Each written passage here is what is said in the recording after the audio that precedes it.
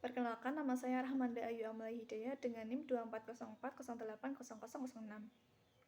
Saya akan menjelaskan materi reaksi redoks dan elektrokimia.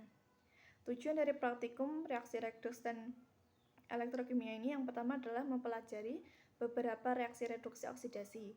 Yang kedua adalah mempelajari proses sel elektrolisis dan sel galvani.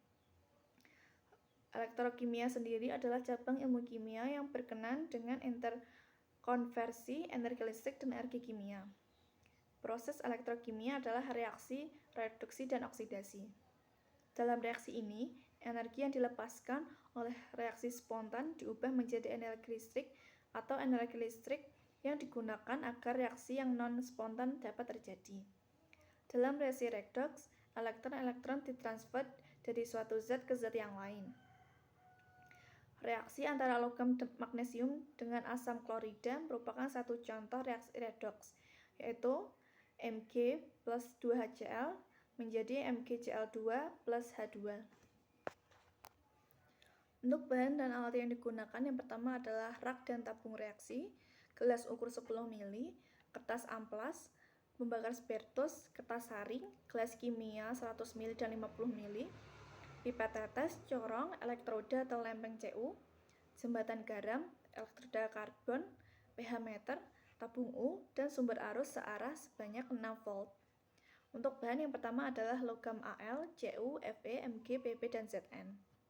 Larutan PbNO3 2 kali dengan konsentrasi 0,1 m, larutan Zn, NO3 2 kali dengan konsentrasi 0,1 m, larutan AgNO3 dengan konsentrasi 0,1 m, larutan NaNO3 dengan konsentrasi 0,1 m, larutan HCl 6 m, larutan Kl 0,1 m dan 0,2 m, larutan H2SO4 dengan konsentrasi 1 m dan pekat, larutan H2O2 dengan konsentrasi 0,1 m, larutan amilum, larutan CuSO4 dengan konsentrasi 0,5 m dan 0,1 m, larutan ZnSO4 0,5 m dan 0,1 m, larutan FeCl3 dengan konsentrasi 0,1 m, larutan Kl 0,1 m dan 0,2 m, indikator Pp, CHCl3 atau CCl4.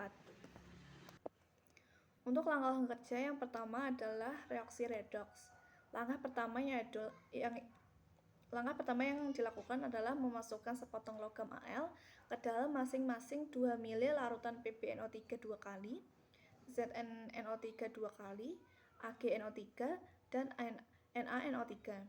Lalu dicatat pengamatannya, diulangi langkah kerja 1 dengan menggunakan logam Cu dan Fe.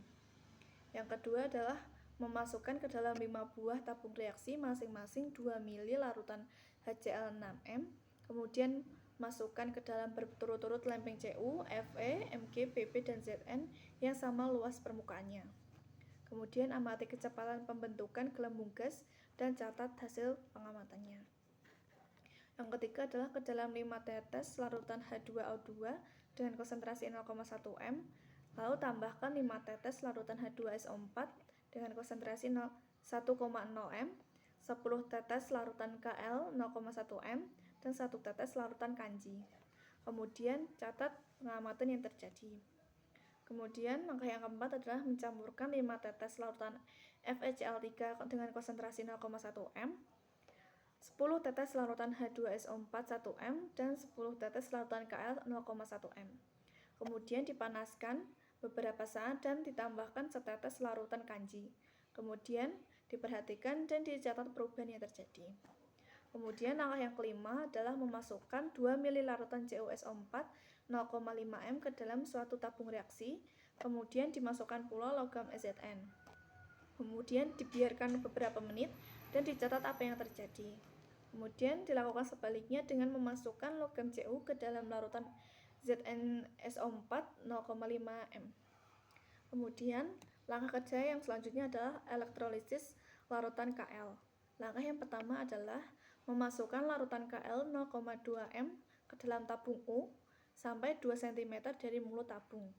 Yang kedua adalah memasang elektroda C dan dihubungkan dengan sumber arus searah sebanyak 6 volt selama kurang lebih 5 menit.